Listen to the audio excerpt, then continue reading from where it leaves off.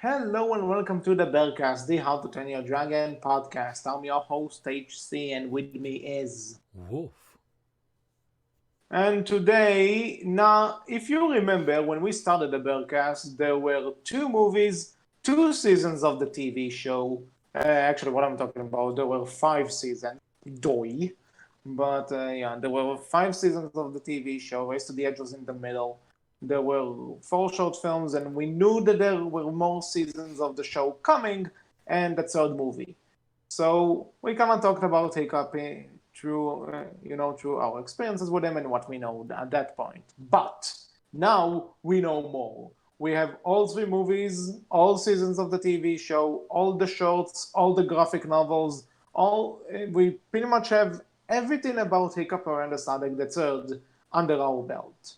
And it's not because we stalk him every day. Why doesn't he return my calls? It's because we watched everything quite a few times. So I don't know I him. think I'm not you don't know him. associated with you. Then why are you doing this podcast with me? Help me. Oh, shut up! You're not tied up. I am totally not in a dungeon tying Wolf up to a chair and telling him to record the podcast. That's not what's been happening here for the past like 3 years. Kinky. By the way, announcement: nine days ago was the third anniversary of the Berkcast. We made it to 3 years. Fuck yeah, we have no life. True. Fair. Back on topic, though. Yeah, but back on topic. So now we have more to talk about with Hiccup than we had back when we started. So I thought, fuck it, let's go back and talk about our favorite Dork becoming chief, who's the protagonist of this franchise and our main character. So let's do it. Actually, Wolf, you weren't in the Hiccup episode we did. That was Rush. That was me, Rush, and Voyager, Mm-hmm. who I actually terribly miss lately. But so you know what? Just because we kind of went ahead and said what we overall think about Hiccup, favorite list, favorite moments. So you want to go ahead and do that? Do what now? Say what you generally think about Hiccup and choose favorite and least favorite moments. No, we don't have to do that. Yeah. People don't need to Okay. know that. Leave it up in the air. It's a mystery. Maybe I hate Hiccup. You'll never know. Um, you know something? Considering in one of our predictions for the Aiden World, you said, "I hope they'll kill Hiccup." I'm not sure if you're joking anymore. Maybe you do hate That's the Hiccup. mystery. You can never quite tell.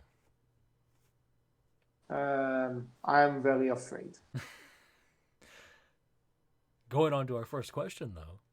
Yeah, but going on with the episode. So we see Hiccup throughout different stages in his life. We see him as a baby, as a kid, as a small kid, as a teenager, as an up and coming adult, and eventually as a grown chief. So, how much do you think he's changed over the course of his life? Like from when we like from the earliest point where we see him until where we leave him. He's got a limp. Let's talk about changes that don't include physical pain, please. I mean, yeah, I didn't know that joke was coming. But yeah, he's definitely, I would say, gotten stronger, right? Not just because of the limp, but like physically, he's gotten. I would say he's like learned to do a lot more thanks to being more active with Astrid and a lot of the other teens, right? And and thanks to the dragons as well. Like thanks to all that, he's become more active. He's become possibly stronger in mind and body, right? Hmm.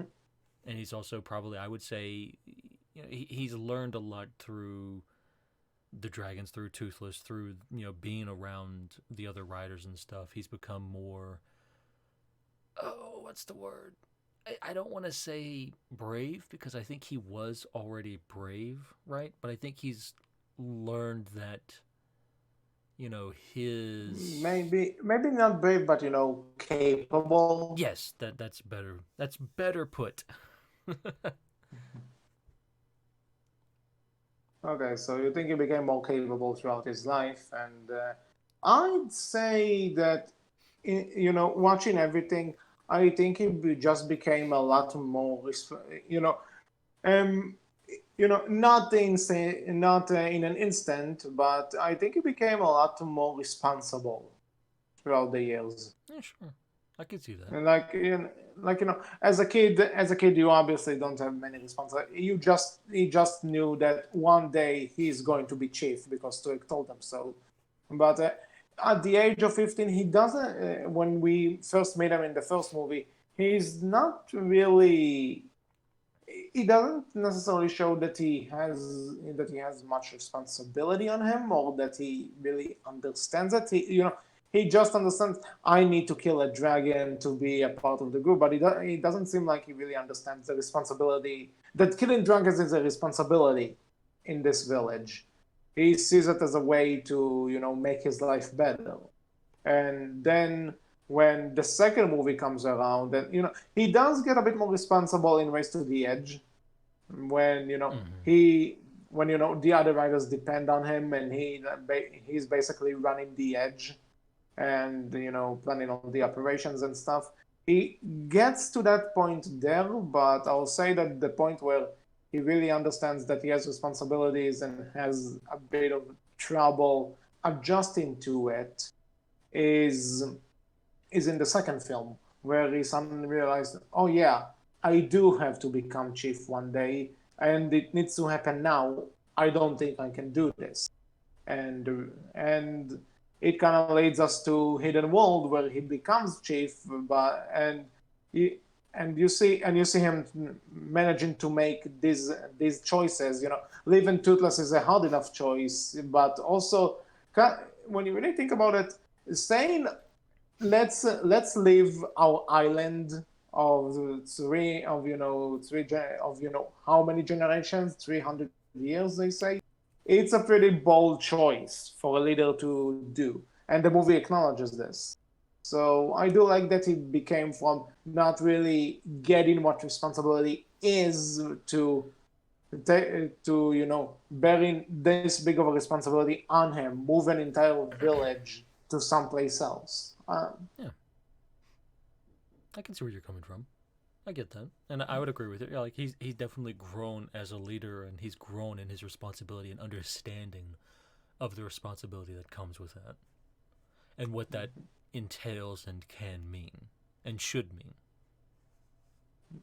And there's also another thing I find interesting, that the first movie's message is like that you kind of need to look at things, in your own point of view, like wherever you come from, or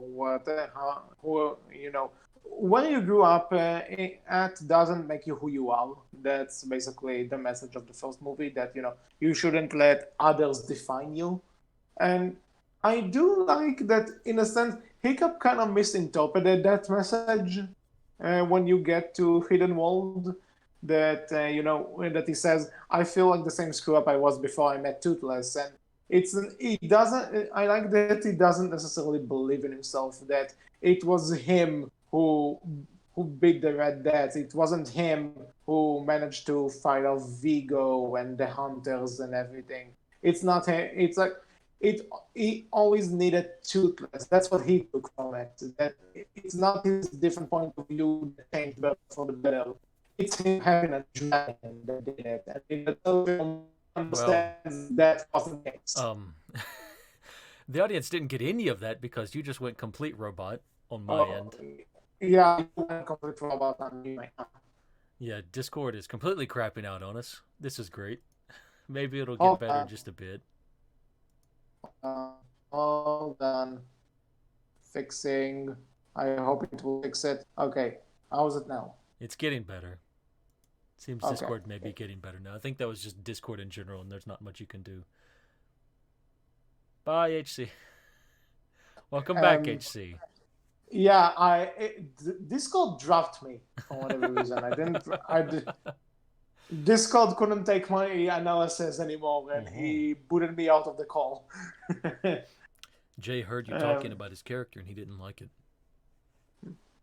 I said good things. I said things I like about the character. Apparently, Jay disagrees.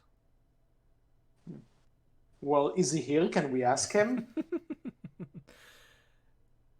See, this would be a great time for just Rush to come in, but he's not here, Yeah. unfortunately. Yeah. But you were about to say? I just kind of go back through what you went through a little bit already because you broke up really badly. Oh. Okay, so I I like that that Hiccup is probably the only character that misinterpreted the message of the first movie, Mm-hmm. because the message of the first movie was, that you shouldn't let others define you. You should look for your own unique way of approaching things, because whoever you are as yourself is good enough.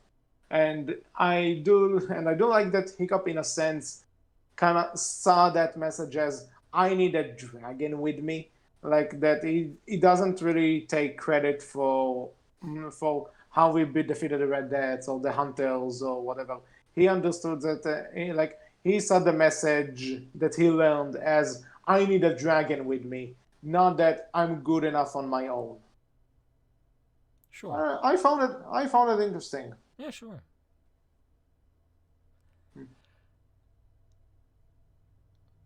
Okay, agreed. Yay. Anything else you want? I I don't think there's too much. I think we'll get into more of the um like lessons of the franchise that Hiccup learned and that the morals of the story, if you will, probably a little bit later into this episode because we have a thing that'll go over that. So for now, I don't think there's too much more I could add about how I think Hiccup changed over the course of his life. He got Yeah, older. yeah. He He got grew a beard. older, and he became a dada. His dad died. That's not part of growing up. At least not. Technically, it is. Okay. Rephrase. It's not a part of him growing up. Technically, it is. Okay. Forget I said anything. Moving on. Point abort. Point abort. Okay. Anyway, where was I? So, is there? So, we saw Hiccup throughout many stages of his life. We saw him as a baby. We saw him as a kid. I went over this. So, is there a time in Hiccup's life where you liked him more, or has your opinion on him remained the same throughout all of his life? Like, is there an age where you like him more, or is he just the same in every point? Do you want the joke answer or the serious answer? Um, I'll say the serious answer, but you'll go with the joke anyway. So you know what? The joke answer. No, I'm not giving it to you. You said you didn't want it. No. The serious answer then is really there's. Holy, holy shit! It worked. It worked. I tried to reverse psychology and it worked. I can't believe I it. mean, the joke answer is just when Hiccup wasn't born, that's when I liked him most. Um. Hmm. Yeah. Am I supposed to laugh here? Was this supposed to be funny? Not really, no, it's just mean. That's the whole point. The serious answer, though, is really, I don't think there's any particular point in Hiccup's life where I liked him more than what I did previously or after, right? I think every iteration of Hiccup I enjoyed the same way, and I enjoyed seeing him kind of grow and learn, right, as a character. So I can't really say there's one moment where, yeah, this one is my least favorite. This is where I think he stood out as just not as good in some way, shape, or form. And this is the one where I think he stood out the best. For me personally, it's just, yeah, no, I kind of like him the same all the way throughout. That doesn't really change for me. Okay. So, in a bit more analytical way to look at this, there is one part I didn't feel as connected to Hiccup as with the other stages in his life, and Mm. that's when he was a baby. Because let's admit it, how can you connect to a baby? I didn't see a dragon when I was a baby, so I can't really tell you if it's accurate or not. So No that one. part, It's not analytical. It's just a statement of possible fact. Who knows? Who cares? It's babies. They Are they're are are he, babies. are you implying you saw a dragon when you were there? I can't talk. Hmm. I'm No, I'm reverting to saying a baby, babies don't maybe. matter. Okay, but I do like Kid Hiccup. Kid Hiccup is adorable. He's so naive and so wholesome, I guess. I like Kid Hiccup. Um, then we have the 15-year-old one, which again, it is something that we're talking about how much Hiccup grew up, but at the same time, I think he's one of those people that while you do see the experience on him and that he learns, he understands more stuff as he grows up. As a person, he doesn't really change, personality-wise, if you know what I mean. I can see it. Yeah. Like in the best way possible. He's that high school friend that you meet up years after and you're glad to see hasn't changed, you know, aside from obviously having more experience. Yeah, sure. I get what you're coming from. Yeah. Mhm. But with that said, though, I do think that not necessarily that I don't like him in the first movie. I like him a lot. Like he's great. Like you said, there isn't a part that I can say I like him more in this entire saga, but I think looking back, I relate to him more. I relate to him in the first movie as well, but I relate to more to the troubles he went through in Race to the Edge or 2 and 3, um, Yeah. because it's a bit more going through some of those stuff, like trying to make decisions for people or and for yourself, and realizing that you have to let go of something. This is something I can identify with, so I can relate more to Hiccup of that age now. But it doesn't mean I can't relate to 15-year-old Hiccup. I obviously do, because I think we talked about this that in one of the episodes that I kind of was that dorky kid at one point, but I I mean, think everyone I, was. um, the bullies in school definitely weren't. Fuck them, if I might Eh, add. people might deny it, but I think everyone kind of was at some point in their life, right? But different topic, I'm sure. Mhm. Is are all of us a hiccup? But in that sense, yeah, there isn't a point in his life where I said, I don't like him as much as I did in that stage. But I think overall, taking everything into account, I might relate a bit more to How to Train Your Dragon 2 Hidden World Hiccup, where, he's around my age and I can understand what he's going through. That's fair. On that note, however, kind of criticizing Hiccup at the age of 20, I still don't like. I still look at the fact that he killed Calder without blinking. Like, uh-huh, that's kind of off. Eh. I don't know that part in the graphic novel. Still, I still kind of look at it like, hmm, not my Hiccup. Hashtag not my Hiccup. Not my chief. Okay, fair, I guess. Although it does keep with the trend of villains dying by falling to water. That's a thing. He didn't die falling into water. He died catching on fire.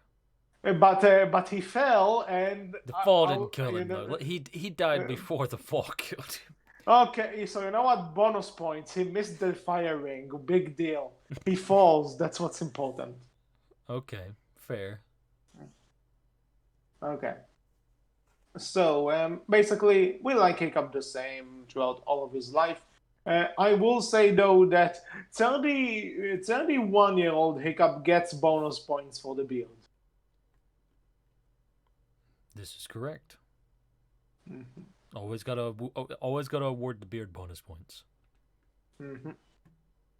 Yeah. And on that note, I do love how we pretty much follow this guy throughout the course of like 16 years. And from age 15 to age 31, his voice stuck. Like, like his voice didn't get any deeper as he grew up. That's amazing. Good job, Hiccup. On that note, Jay Baruchel is great, and Yeah. it's not dishonoring in it's not saying criticizing him. It's just saying it's a bit off. He also But kept his with string bean look throughout that entire time too. mhm. Never gained any muscle. Well, I'm not sure if it's the armor or the cape messing with me, but I think he got a bit more muscle when at the end of the Nah, Hidden World. nah, it's the armor. Hmm. Just the armor. Just makes him Well, look bigger than he is. Still the string bean that he is. Still the twig. hmm well, he has a twig for a neck, as Tough Not put it. Mm-hmm. Well, Moving moving on. on. So, if you were Hiccup, like mm, if you were in Hiccup's shoe, what would you do differently than him? Like, is there That was a anything that he bad did? joke. That was a bad joke. Boo, You this were, man. you were going to make that anyway, No, you I wasn't. uncultured hypocrite. I have a much better joke in mind. Of course you did. Anyways, that was a bad joke, but continue on with this question. Okay. Why are you an asshole, Wolf? That's what's my question. Someone needs to be to keep you in line. Otherwise, you would Yeah, get way too big of an ego. yeah, but that's my job. Nah. Well, my low self-esteem just got lower. Thank you for that. But anyway, if you were I'm Hiccup, helping you. I'm making you stronger. How? I don't know. Don't ask me. That's what I'm doing, though. I promise. okay, fair. So I'm not going to argue with this. But so if you were Hiccup, what thing would you do differently than him? Like, is there a decision that Hiccup made throughout the franchise that you would do differently? Kill And Toothless. I didn't put it in the script, but um, you know, um, parting ways with Toothless is not an option because that's an obvious. Yeah, that's why I said kill Toothless. You don't have to part ways with him. You kill him in the first movie. That way your dad never dies. And you never have to become chief. But you become Grimmel. Nah. You just find a new dragon to replace Toothless with later. But then there would be no peace. Sure, there would. It would just come later. Yes, what would you do differently? You didn't ask if it makes sense or not. But you know what? You know what? Trick question, motherfucker. Answer me. How would that make sense? Go. Fan fiction me. I mean, Toothless is evil. That's how it makes sense. Doesn't answer the question. How does this make the bring on Listen, the peace with the dragons like you said it would? no, I didn't. All right. One, you bring the piece about later. You kill Toothless now because Toothless is evil, so that way you save Stoic. Stoic never dies. Then, because you've killed Toothless and you have all of this respect now, you find a new dragon to make friends with. That way you can lead people in But why would he much make a better. friend with a dragon? Why? Why would he do that if the world still goes on? Why No, would he do that? you do it again. He learns later that, oh, dragons aren't what I thought they were. I killed Toothless for no reason. I killed that other dragon for no reason. But you find out that he's evil, so it's all okay.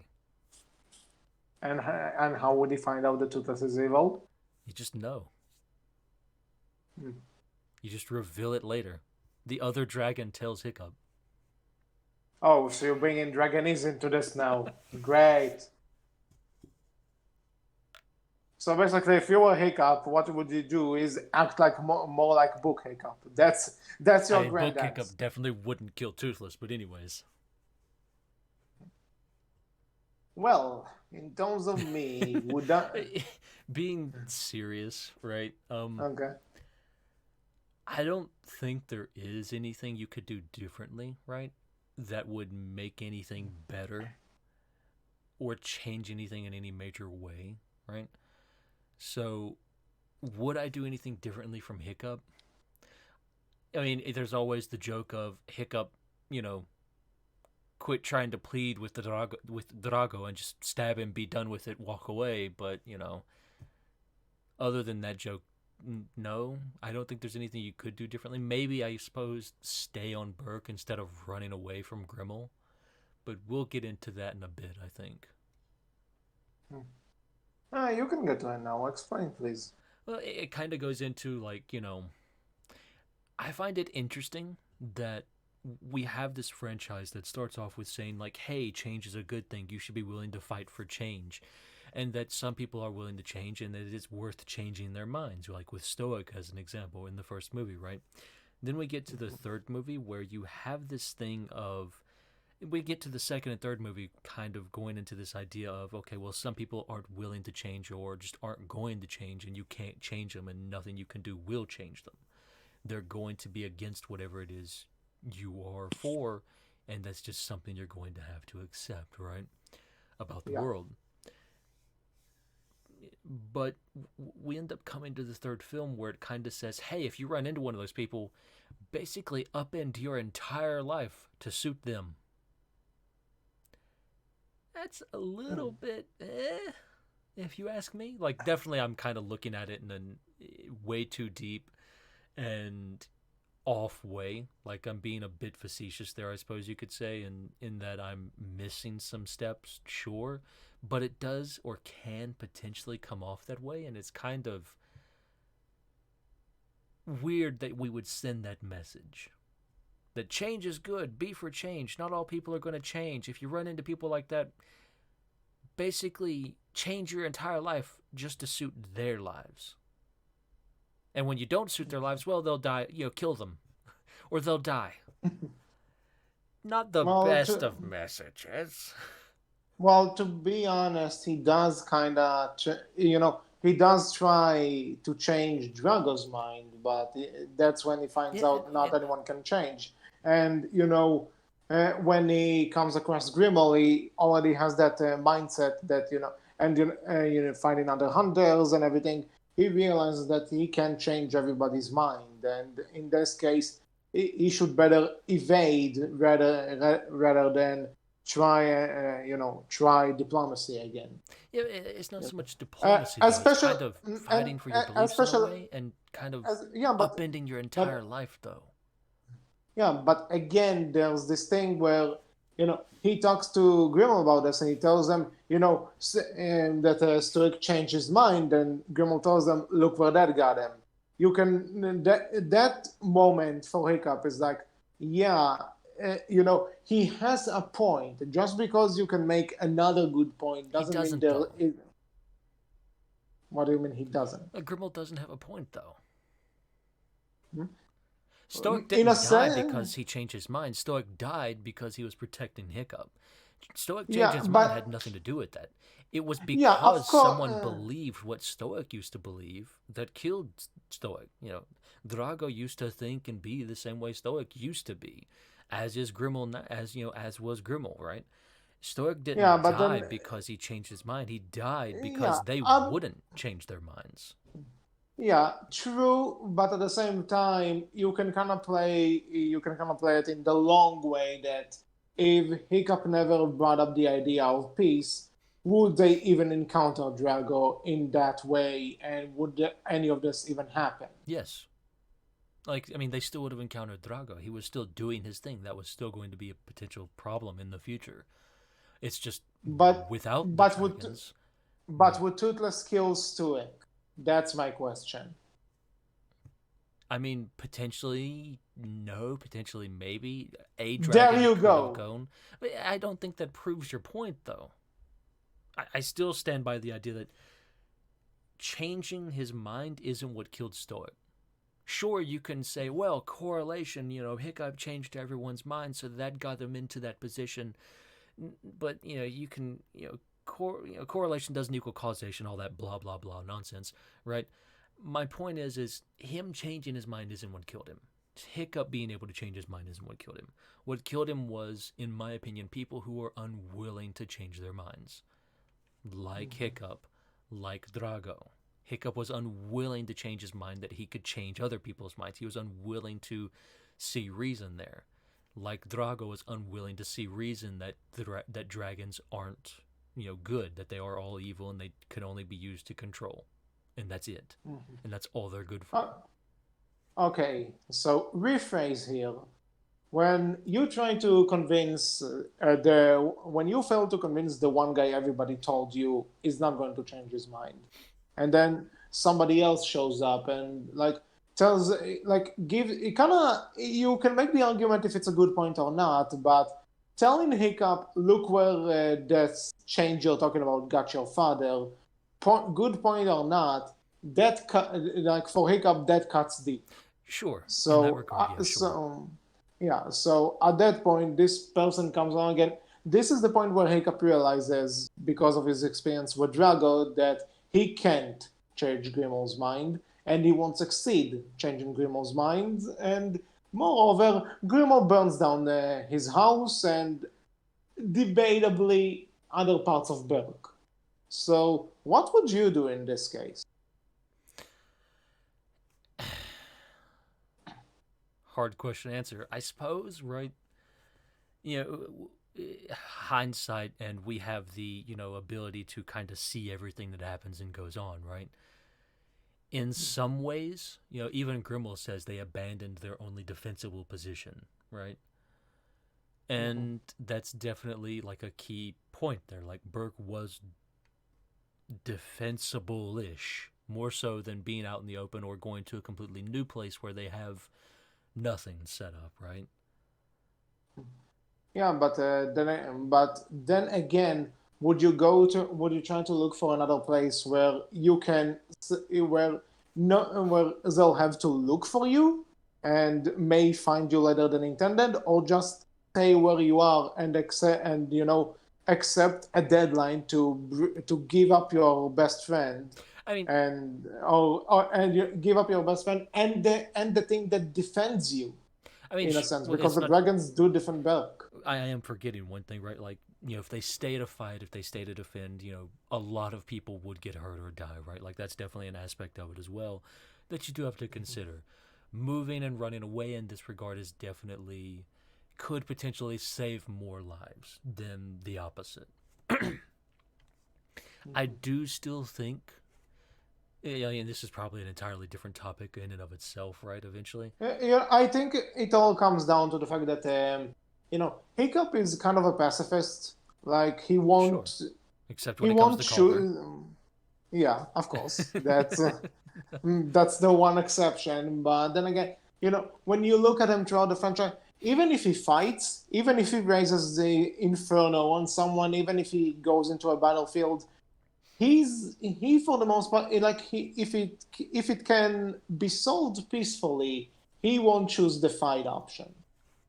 Like like he'll try and go with a way that less people get hurt.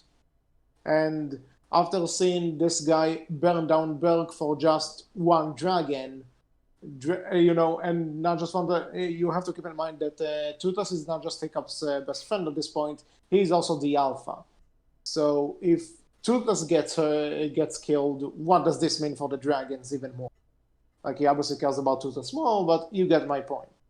Therefore, strategically, I get where he's coming from. And also, he kind of debated moving before the entire Grimmel Oh, thing sure, sure, sure. did. So that was just the straw that broke the camel's back.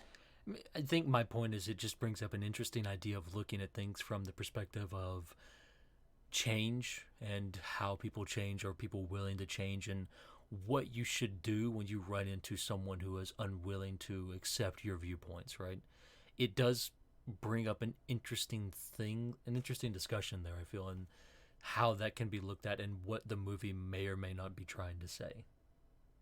And Mm-hmm. even if the movie's not saying anything in that discussion, what it can potentially lead other people to think by setting things up the way it sets them up. Mm-hmm. That's just my take on it. Maybe people will completely disagree with me.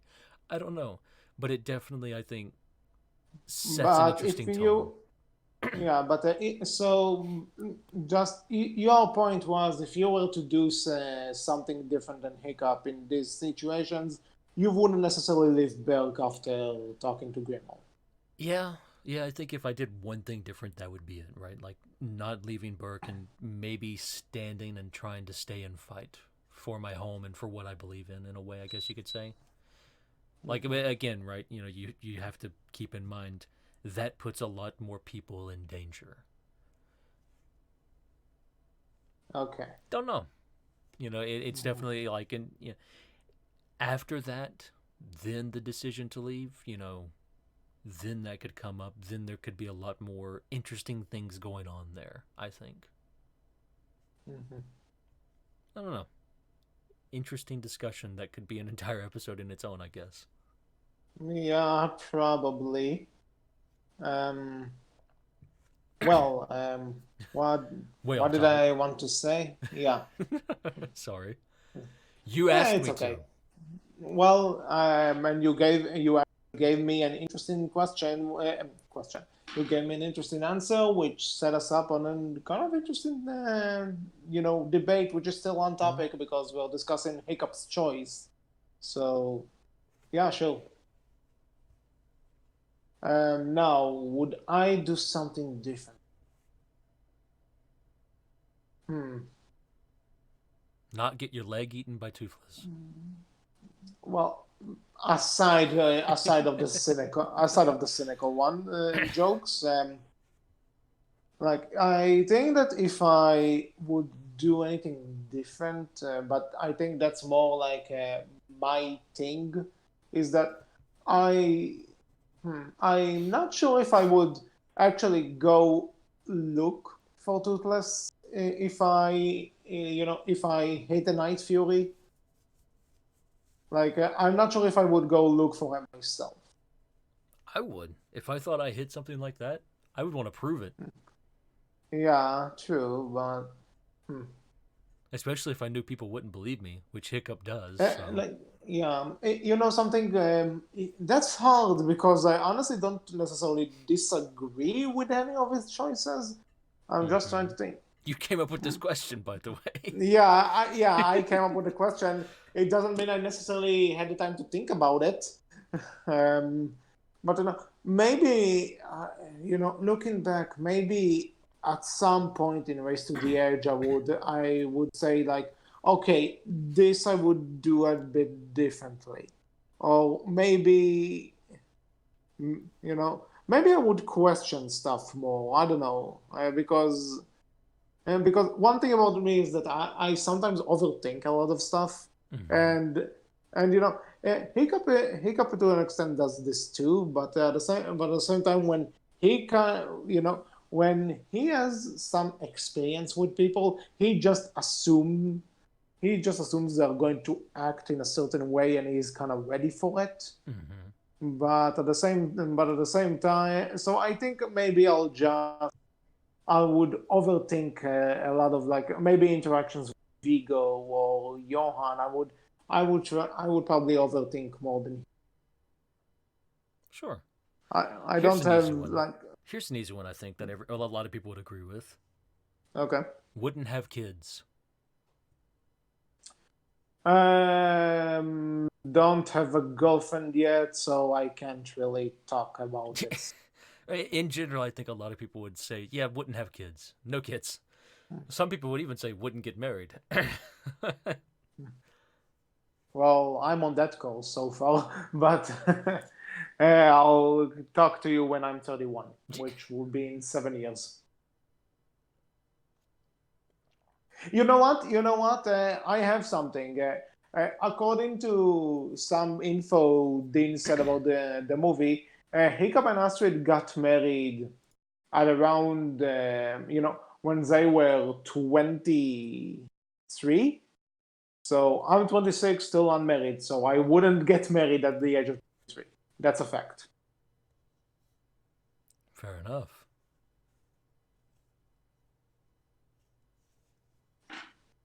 Anything else, or should we move on? No, I think that's about all. Mhm, Like I don't, it's hard to really say on that. That's a difficult question to answer, I think. mhm. Okay. I'm trying to think if there was anything else like something from the movies that I would have. I'm not sure. I would probably do. Okay, you know something? Looking back at this, and there is a big debate on it. I don't mean it in like a factual way, but he seems like once he sets Toothless free, once he gives him the automatic tail in Mm. the third movie, he seems a bit too confident that Toothless would come back, which we will probably not really know if Toothless would come back if Hiccup hadn't gone to the Hidden World to find them. We don't know this, but I don't think I would be 100% sure that I could promise someone Toothless and I would save Roughnet. Maybe that will be a bit different. That's Like fair. again, a small thing, but I just thought about it. Might as well bring it up. Yeah, sure. With that being said, what would you say are the main lessons Hiccup learned throughout the franchise? Would you like to go first? If you want me to. I've been going So, first on most uh, of them, so you go first on this one. okay, sure. Um, like I said, kind of something I brought up before that I think, I said that the main lesson of the first movie is basically to be, that your uniqueness is not a flaw. If anything, you need to embrace how different you are in order to succeed and not try and copy everyone else. But while that's the lesson the audience gets, I do think that the lesson Hiccup learned from this is that we need dragon. Like, or in this case, he specifically needs Toothless in order to feel like he's worth something. And but at the same time, he does learn that change is not bad, like we said, and we see that he tries to embrace this change in a lot of ways in the second movie, like um, in how the dragons live on Berk, in how he upgrades both Toothless tail and his own leg. Like he loses. We joke about this, but he loses his leg and gets a prosthetic. He embraces it. He upgrades the prosthetic to different modes that would make it easier for him to travel. That's embracing change, in a sense. Mm-hmm. Uh, and then in the second film, he does that. Just because I could change some people's minds doesn't mean I can change everyone's minds. And in that sense, he can't. We said that he's kind of a pacifist, so he learns that choose your battles wisely in a different way. Like that, not anyone is going to listen to him. Not everyone wants peace, and that's a lesson he learns the hard way. And that not everyone is going to agree with him, no matter how much he tries. And in the third film, he kind of again he starts learning that just because he has the best intentions for Toothless and the dragons and everything, it's not necessarily what they need. And and people have said that the message of the third movie is about letting go. I'd say it's a bit more than just letting go of something, which is a good lesson as well. But at the same time, it's also just because you can have the best of intentions, and sometimes it doesn't translate to what you want it to. Like and it's not necessarily your fault. But you also need to understand that not good intentions don't necessarily translate to good deeds. And in this case, he gets it that what Toothless needs and what his people need to be free, to be safe, and to be able to live on is to have a world without dragon. That's what I think. That's fair. I think I would agree with a good bit of that. For me, I would say one of the first lessons that Hiccup learns from the first movie is that actually, that he even says this in the movie, that everything we knew about you was wrong. And I think that's one of the first lessons Hiccup learns, is that be willing to question, be willing to question what people tell you as fact, right? Like that you don't know everything about, a particular person or species or group of people, right? Like what you assume about them may be wrong, so you should be willing to learn and grow to understand them, to come to your own conclusions about people and all of these different things. And in this case, it specifically relates to dragons, but you can correlate that to people too, as a moral and lesson that you should take away from the movie in general as the audience. Don't just judge, be willing to learn. And we've gone on to this many times. The first movie is definitely, I feel, about change and being willing to accept change and understand that change isn't necessarily a bad thing to be afraid of. But I think for Hiccup, one of the lessons he takes from the first movie as well is that he can change anyone's mind. He can convince anyone. He was able to convince his dad, so therefore he can convince anyone, and that leads him into trying to convince Drago where he's wrong. And which leads us nicely into that not everyone is willing to change. That there are some people in the world who are just unresponsive to that, and they just don't accept it. They don't agree with it. They don't accept it, and no amount of talking with them is ever going to change that opinion of theirs. They are set in that way. You will not convince them otherwise. And that's Mhm. just how it is. And I think that's a lesson that and that's a lesson that Hiccup takes from that. Like, hey, there are people in this world who aren't going to change, who I can't convince, no matter how much I try. I'm never going to change their mind. I'm never going to be able to do anything with them. So, and that's where I think the movie, where we kind of get into this gray area. The movie never gives us something to do with these people, right? These people exist within the world. What do you do? In the world of How to Train Your Dragon, it looks like the answer is to get rid of these people or get away from these people. I don't feel that's a Mm, good answer. But at the same time, Well, at the same time, I think that part of this is, these are Viking times. oh What are you sure, going to sure. do? But as an These audience, right? these were the solutions at the time. But even as an So, audience, right? Like even comparing it to the real world, right? Like you have to understand, we don't have a good answer for that here and now either.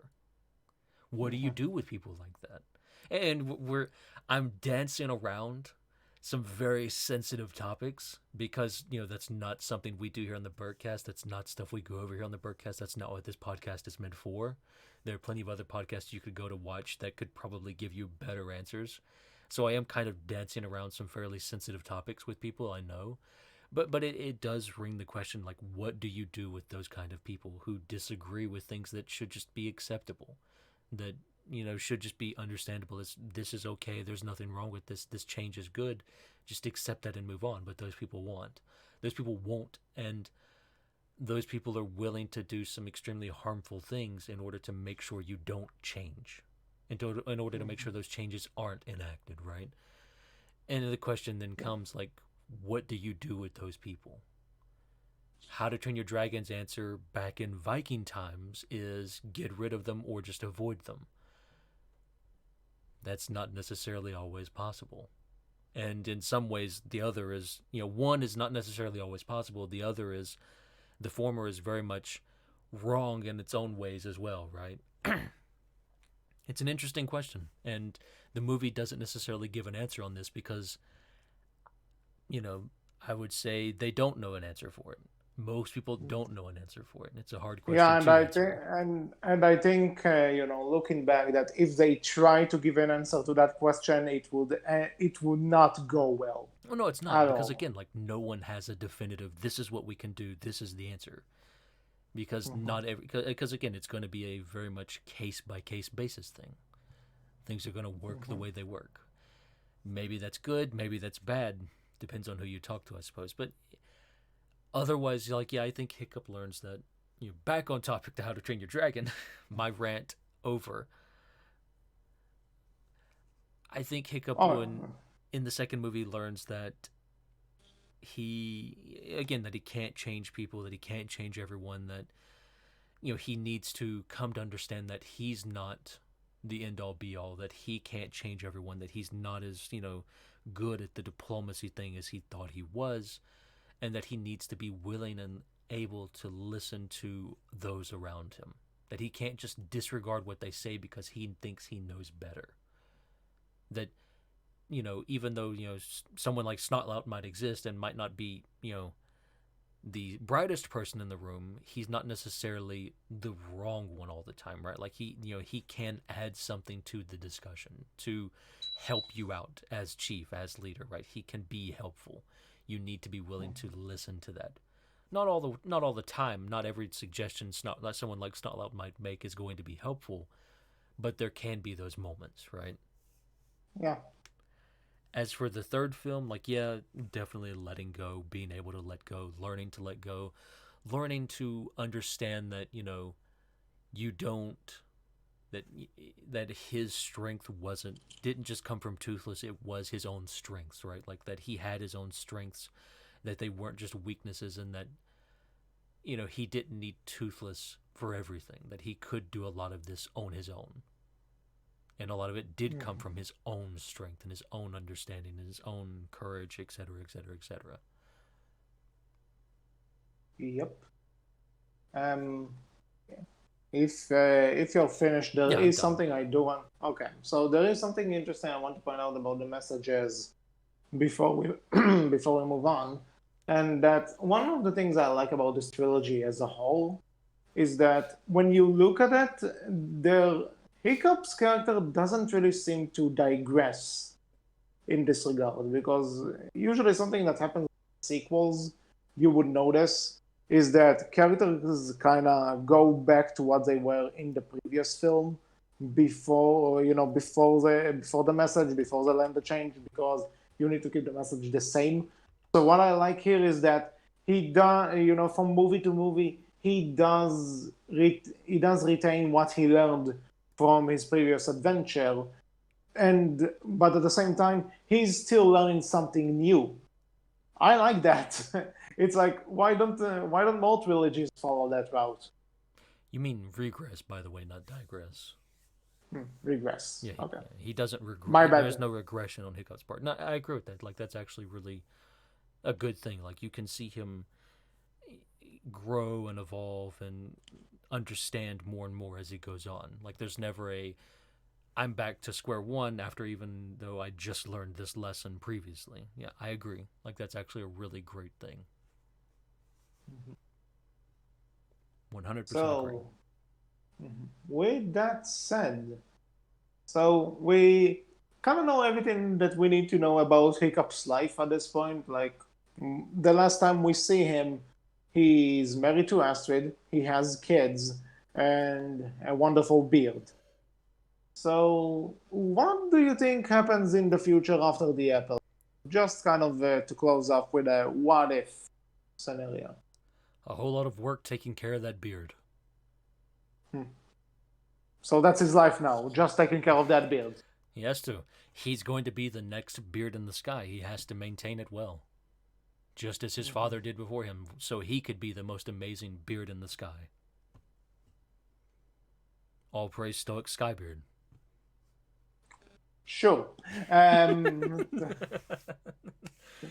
I had a long discussion earlier. See, I got to bring it back with really dumb comedy okay. and dumb At least, jokes.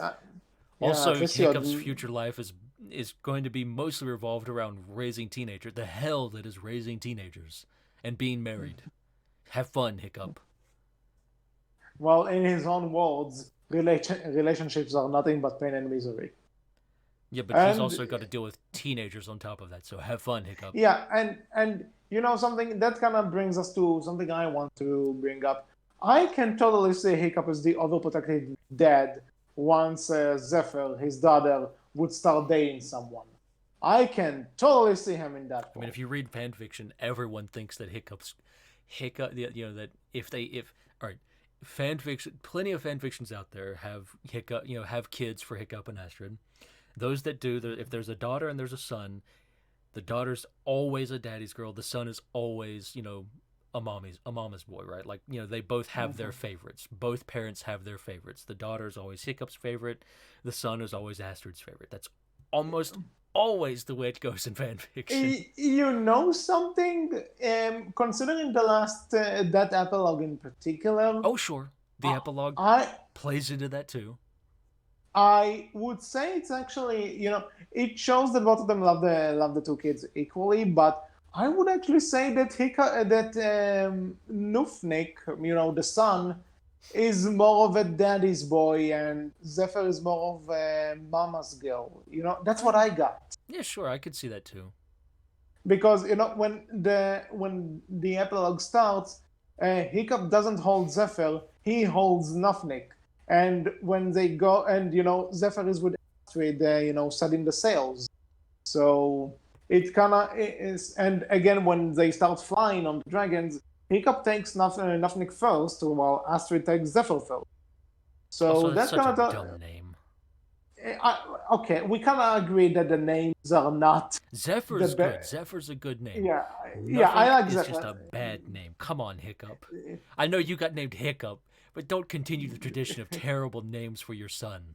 I had a joke about this. I think we mentioned this on the Berkcast Stoic might once. have been That cruel, but that doesn't mean you have to be no, that cruel, Hiccup. I think I had this joke on the Berkcast. I think because I talked to it with a few people that I can just see like Hiccup and Astrid put in a bunch of names on the wall, and Astrid just throws her axe randomly at something, and whatever it hits, that's the name. So I think that was the naming process for Nufnek, but whatever. So considering the epilogue and how it plays, Poor I kid. think Nufnek is more related to Hiccup than, and Zephyr is closer to Astrid, rather than what fan fictions would let you believe. But I can see where they're coming from, though. It's still kind of the same thing. Like, I think both parents would have a favorite, right? Like, Mhm. they would definitely play favorites. Uh, you Absolutely. know, although epilogue aside, I do think that Hiccup might be is that Zephyr might be Hiccup's favorite because she's the oldest, and not necessarily that Hiccup for the oldest one, but more in the sense that for one she's probably the one to take over from him, so he'll probably have more time with her that training her, making sure she's ready. I mean, that all depends So if we're doing Viking times and all that. That all depend that all depends if one, if chieftainship is what's it called, inherited only through is only male inherited, or if it's female. There's words for this, and I do not remember what they are. Time to go to Google and look them up real quick. Keep up. Go well, on. let's assume she inherits it. Uh huh. Let's assume she inherits it because she's the oldest. Then I think she will be more of a daddy's girl in that sense, while Astrid will be the more fun parent. But and again, since she's the oldest, I said that that I can see him being the overprotective dad once she starts, dating boys. Even though Viking times, so it's not like she can replace a guy every 5 days. But I can see him getting a bit about this, and Astrid will be like the voice of reason. Like you don't like him, but imagine what my parents thought of you when they first heard. So that's how I see this family works. But I can also see him having a good time with Nafnik. I can see, in case you want to go all historical, and Nafnik will be the next chief, then there's that. But I think he's I think he's one of those parents that says that he loves both kids equally, and he means that probably. It's primogeniture is the word I was looking for. That's for Okay. male only inheritance. Well, I knew there was a word nothing. and I remembered it, but yeah, Um, his future. Well, Yeah, I would. I don't. Oh, go I ahead. don't think the movies. I don't think the movies really say if Oh it's no, they only don't. male inherited. They don't. So That's just a thing I'm that was alive assuming. during those times. I'm going to assume Zephyr is going to be the chief. Yes. I'm sure for Vikings it doesn't much matter, just as long as you're strong enough to lead the tribe Mhm. and everyone likes you and no one wants to kill you. Yeah. But if we're talking about future for Hiccup, jokes aside, I don't think there's too much you can say really. Like he's just gonna raise his kids. That's it. You could probably And say run the village. and run the village. Sure. I don't think dragons come back. Maybe not. You know. Okay, to touch upon on this for a bit, if I see them, like if I see an option of him meeting Toothless again after this, I can see them like having like sort of a reunion day, like every 10 years or something, maybe. Mm-hmm. It's Because possible. I think Hiccup would, there's a reason why he took Zephyr and Nafnek to see the hidden wall, that he kind of wants to make sure the idea that the idea that dragons were once a thing, the idea that dragons are a real thing. He probably wants to show that so that it will transfer, it will transfer through the generations. Mm-hmm. So in that case, it kind of needs to keep it going in a sense. And also because you know what, of the fan art I see of Hiccup's kids with the night lights. Completely fair.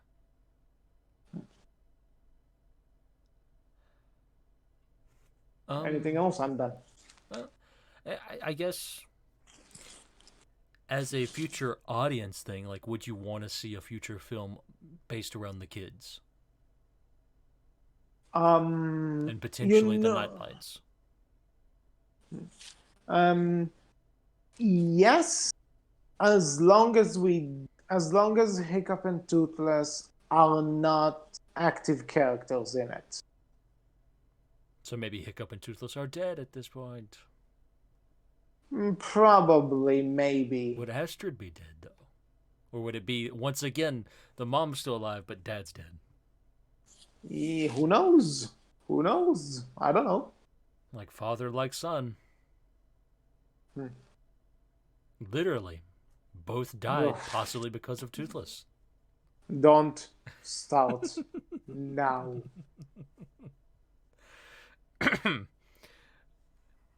Now, if you don't want me to keep up, then I guess we should end the show Yeah, I think because I we think we've went covered over. it. Yeah, we went over everything. We kind of got everything said and done. So that's all for this episode of the Berkcast. We hope you enjoyed. What do you think about Hiccup's character development throughout the franchise, and what do you see for him after the Hidden World epilogue? You can Death, tell us. apparently. Oh, shut Just up. like his dad. You shut the hell up. Anyway, you can tell us all about that and not that in the comment section below, on our Tumblr, where Berkcast team, on our Twitter, which is Berkcast with a capital B, capital C, and you can find all of us on the How to Train Your Dragon Valhalla Discord. Mm-hmm. So, with that said, I was HC. I've been Wolf. And we will talk to you all next time. Take care. Bye bye.